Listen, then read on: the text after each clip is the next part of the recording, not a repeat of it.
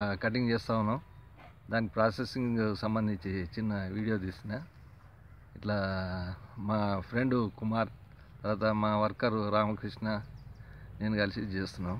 చిన్న వీడియో చూడండి. Cutting first గెలలు తీసుకొచ్చిన తర్వాత ఈ విధంగా హస్తాలు విడదీయాలి. హస్తాలు ఒక్కొక్కటి విడదీసి ఈ వాటర్లో షాంపూ కలుపుతాం. ఎందుకంటే ఈ అరటి పైన ఏమైనా మరకలు ఉంటే అటువంటి వెళ్ళిపోతుంది. షాంపూ కలిపేసి అందులో ఈ విడదీసిన హస్తాలను ముంచి తీసి ఈ ప్యాకింగ్ బాక్స్లో ఈ విధంగా అడ్జస్ట్ చేస్తూ ఉండాలి. దాదాపు బాక్స్కు ఒక గెల అంటే 16 కిలోల దాకా ప్యాకింగ్ చేయడం జరుగుతూ ఉంటుంది. 16 కిలోలు ప్యాకింగ్ వస్తుంది.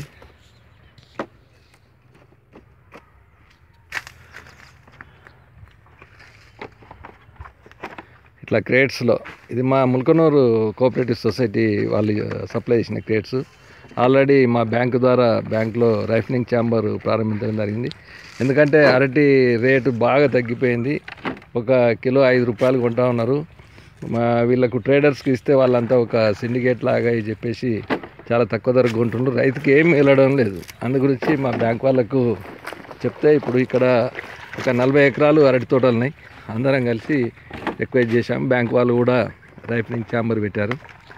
మేము ఇక్కడ తోటలో ఇవన్నీ కట్ చేసి తీసుకెళ్ళి రైఫనింగ్ ఛాంబర్లో పెడతాం. అక్కడ 5 days ఉంటుంది. కార్బైడ్ ఇట్లా యూజ్ చేయడం ఉండదు. ఇథలిన్ గ్యాస్తోని అందులో ఉంచుతారు ఏసీ రూమ్లలో.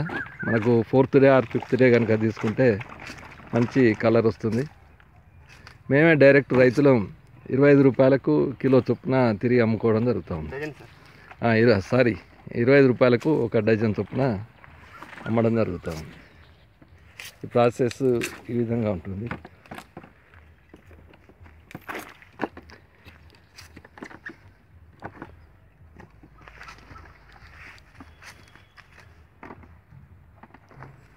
తోట దగ్గరనే చేయడం జరుగుతుంది. ఇది బొప్పాయి తోట 100% ఆర్గానిక్లో చేస్తున్నాము. అల్లం కూడా అయింది. ఇది కూడా 100% ఆర్గానిక్. అల్లంలో అంతర పంటగా బొప్పాయి కూడా పెట్టినాం. అరటి తోట ఇంకా ఉన్నాయి. ఇదే స్టార్టింగ్ ఈరోజే కట్ చేయడం జరుగుతూ ఉంది. ఒక 50 కిలోలు అట్లా తీస్తూ ఉన్నాం.